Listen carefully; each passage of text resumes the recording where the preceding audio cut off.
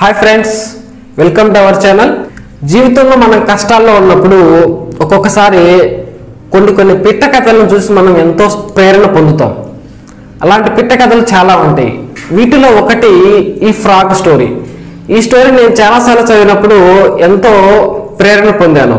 మరి ఇలాంటి స్టోరీని మీతో షేర్ చేసుకోవాలనుకుంటున్నాను. ఈ స్టోరీ చాలా అద్భుతంగా ఉంటుంది, చూద్దాం. ఇక స్టోరీలోకి వెళితే, ఒక అడవిలో ఒక చిన్న చెరువు ఉంటుంది. ఆ చెరువులో దాదాపు 1000 కప్పలు దాకా ఉంటాయి. ఈ కప్పలన్నీ హాయిగా అలా నివసిస్తూ ఉంటాయి. ఒకసారి ఎండాకాలం బాగా ఎండలు ఎక్కువ వస్తాయి. దీనివల్ల ఆ చెరువులో వాటర్ అంతా ఆవిరైపోతూ ఉంటుంది. ఇలా ఆవిరవడం వల్ల ఆ కప్పల యొక్క మనుగడ ప్రశ్నార్థకరంగా మారుతుంది. ఇలాంటప్పుడు ఆ కప్పల నాయకుడు ఒక అతను ఉంటాడు. అతను వచ్చేసి అన్ని ఫ్రాగ్స్ని పిలిచేసి ఒక చిన్న మీటింగ్ లాంటిది ఏర్పాటు చేస్తారు. ఈ మీటింగ్లో ఇలా చెప్తుంది ఆ యొక్క కప్పల నాయకుడు, రానున్న ఎండలు చాలా ఎక్కువగా ఉన్నాయి, మనం ఇక్కడ ఉండడం ప్రమాదకరం, చెరువు ఎండిపోయే పరిస్థితుంది. మనకి సమీపంలో ఒక పెద్ద చెరువు ఉంది, ఆ పెద్ద చెరువులోకి మనమంతా మైగ్రేట్ అవుదాం, మనం అందరం వెళ్ళిపోదాం అని చెప్తుంది. దానికి కొన్ని కప్పలు వద్దు వద్దు ఇక్కడే ఉన్నాం, మనం ఇక్కడే పుట్టాం, ఇక్కడే చనిపోదాం అంటాయి. కానీ కొన్ని కప్పలు మాత్రం మనం వెళ్ళిపోదాం, మనం బతకాలంటే ఇక్కడి నుంచి వెళ్ళాలంటాయి. ఇలా మెజారిటీ సభ్యుల యొక్క ఒపీనియన్ తీసుకుంటాడు ఆ కప్పల నాయకుడు. అందరినీ ఎవరైతే ఎక్కువ అంటారో వాళ్ళ చేతులు ఎత్తమంటాడు. ఇలా మెజారిటీ తీసుకున్న తర్వాత అన్నీ కలిపి ఫైనల్గా అక్కడి నుంచి మూవ్ అయ్యి దగ్గరలో ఉన్న ఒక పెద్ద చెరువులోకి వెళ్ళిపోవాలని డిసైడ్ అవుతాయి. ఓకే, అవన్నీ పిల్ల జల్ల అందరిని సర్దుకొని వెళ్ళిపోతూ ఉంటాయి.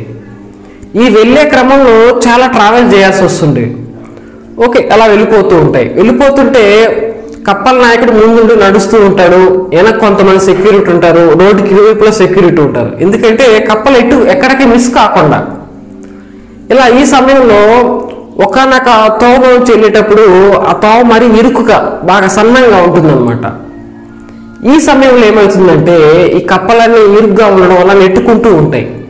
ఈ నెట్టుకునే క్రమంలో రోడ్డు పక్కన ఒక బావి ఉంటుంది.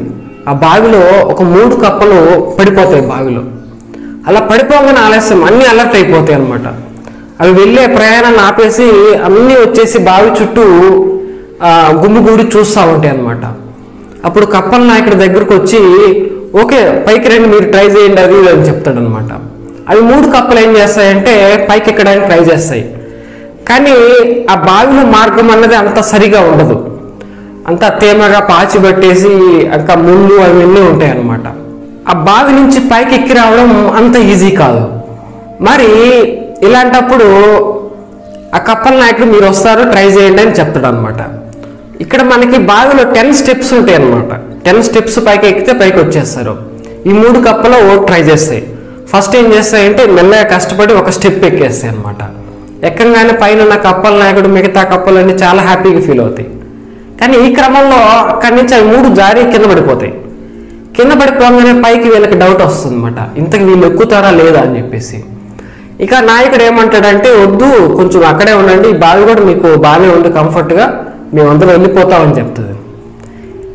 ఈ మాటలకు ఏం చేస్తారంటే ఈ 3 కప్పలు ఒక కప్ప ఇక ప్రయత్నం చేయకుండా ఆ బావిలో వెళ్ళిపోతుంది. మిగతా 2 కప్పలు మాత్రం లేదు మేము వస్తామని చెప్పేసి మళ్ళీ ట్రై చేస్తాయి. మొదటి మెట్టు ఎక్కుతాయి, రెండో మెట్టు, ఇలా సెకండ్ మెట్టు వరకు ఎక్కుతాయి అన్నమాట. ఇక పైనుంచి ఇవేం చేస్తున్నాయంటే ఇంకా వద్దు మేము వెళ్ళిపోతాం, టైం అవుతుంది, మీరు అక్కడే ఉండండి అని చెప్పేసి పైనుంచి ఇలా సైకిల్ చేస్తూ ఉంటాయి అన్నమాట. ఈ రెండో స్టెప్ ఎక్కిన తర్వాత 3వ స్టెప్ ఎక్కే క్రమంలో ఇక ఈ 2 కప్పలు కూడా మళ్ళీ కింద పడిపోతాయి. కింద పడిపోగానే పైనుంచి ఇంకా ఒకటే అరుపులు అనమాట, ఇంకెందుకు మీరు ట్రై చేస్తున్నారు, మేము వద్దంటున్నాం కదా. ఆ కప్పల నాయకుడు అయితే సీరియస్ అవుతుంటాడు, నేను చెప్తాను నేను మాట మీరు వినరా, అక్కడే ఉండండి అని చెప్పేసి. ఈ క్రమంలో ఇంకొక కప్ప కూడా అక్కడే ఉండిపోతుంది, ఇంకా అది ప్రయత్నం చేయదన్నమాట. ఇంకెందుకు మనం ఎక్కలేమని చెప్పేసి ఇంకొకటి ఉంటుందన్నమాట. ఈ లాస్ట్ చిన్న కప్ప అది ఇదేం చేస్తుందంటే మళ్ళీ ట్రై చేస్తుంది. ఒక స్టెప్ ఎక్కుతుంది, 2, 3 స్టెప్పులు ఎక్కుతాయి. ఇలా ఎక్కి 3 నుంచి 4 ఎక్కే క్రమంలో అది కూడా మళ్ళీ జారి కింద పడిపోతుంది. ఇక పైనుంచి కప్పల నాయకుడు బాగా సీరియస్ అవుతా ఉంటాడు, ఇక ఎందుకు ట్రై చేస్తున్నారో, మేము వెళ్ళిపోతున్నాం, నువ్వు రాలేవు, అక్కడే ఉండు, నీకు ఆ బావి కూడా కంఫర్ట్గానే ఉంది, మేము వెళ్ళిపోతున్నాం అని చెప్తుంది. అయినా కూడా అది వినకుండా మళ్ళీ ట్రై చేస్తుంది. మొదటి స్టెప్, 2, 3, 4, 5 స్టెప్పుల వరకు వచ్చేస్తుంది. ఈ 5 నుంచి మళ్ళీ డౌన్ అయిపోతుంది. ఈ కప్పల నాయకుడు సీరియస్ అవుతాడు. ఏంటి ఇలా జరుగుతుందని చెప్పేసి పెద్ద పెద్దగా అరుస్తూ ఉంటాడు. నా మాట ఎందుకు వినట్లేదు మీరు, నేను మీ లీడర్ అని చెప్పేసి. ఇలా ఈ క్రమంలో ఈ కప్ప, చిన్న కప్ప మళ్ళీ ట్రై చేస్తుంది. ట్రై చేసి 5 స్టెప్పులు, 6, 7, 8, 9 మళ్ళీ పడిపోతుంది. ఈ పడిపోయినప్పుడు ఇవి మళ్ళీ సైగ చేస్తూ ఉంటాయి, వద్దు అక్కడే ఉండు, ఎందుకు నీకు రిస్క్ అని చెప్పేసి. ఇది మళ్ళా 5, 6, 7, 8, 9, 10 ఫైనల్గా బావి మీదకి వచ్చేస్తుంది కప్ప. ఈ కప్పల నాయకుడు ఏమంటే ఆశ్చర్యపోతాడు. మిగతా కప్పలు, వాళ్ళ లీడర్ అందరూ కూడా చాలా ఆశ్చర్యపోతారు. అరే మేము ఇంతమందిని, దాదాపు 1000 మంది కప్పలు ఉన్నాం, మేము ఇంతమంది వద్దు వద్దు అని చెప్తున్నా ఇది పైకి ఎక్కి వచ్చిందంటే ఏదో సంథింగ్ ఏదో ఉంది. అసలు దీనికి ఇంత ప్రేరణ, ఇంత హార్డ్ వర్కింగ్ నేచర్ ఎలా వచ్చిందని చెప్పేసి వాళ్ళ అమ్మని పిలిపిస్తాడు అనమాట. ఈ చిన్న కప్ప వాళ్ళ అమ్మని.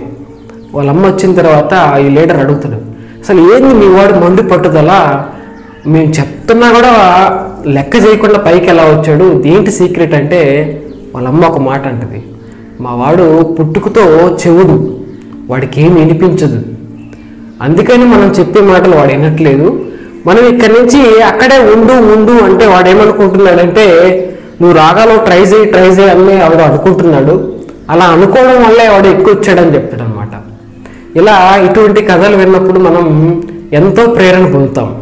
ఇలా లైఫ్లో మనం ఏదైనా ఒక కొత్త పని స్టార్ట్ చేసినప్పుడు ఎంతోమంది వద్దు, ఎందుకు నీకు ఆ రిస్క్ అని చెప్పేసి మనల్ని చాలా డిస్కరేజ్ చేస్తూ ఉంటారు. లైఫ్లో మనం డెసిషన్ తీసుకోవడానికి ఆలోచించాలి, ఇది చేయాలా అది చేయాలా. ఈ డెసిషన్ తీసుకునేప్పుడు స్వామి వివేకానంద చెప్పినట్టు మన మనసుకి హృదయానికి మధ్య సంఘర్షణ వస్తుంది. ఈ సంఘర్షణ వచ్చినప్పుడు మీ హృదయం, మీ హార్ట్ ఏం చెప్తుందో దాన్ని ఫాలో అవ్వండి. మనసు ఏం చేస్తుందంటే ఎప్పుడు కూడా ఇది సెల్ఫిష్గా ఆలోచిస్తుంది, షార్ట్ కట్స్ వెతుకుతుంది అనమాట. అటువంటి టైంలో మనసు చెప్పిన మాట వినకండి, హృదయం చెప్పిన మాట వినండి, డెసిషన్ తీసుకోండి. ఈ డెసిషన్ తీసుకోవడానికి కొంత టైం తీసుకోండి, నో ప్రాబ్లం. అలా డెసిషన్ తీసుకున్న తర్వాత ఎవరిని ఆలోచించకండి, ఎవరేం చెప్పినా వినకండి, బ్లైండ్గా ఫాలో అవ్వండి, మీ మాట మీరు కూడా వినకండి. Okay, this is Guru signing of.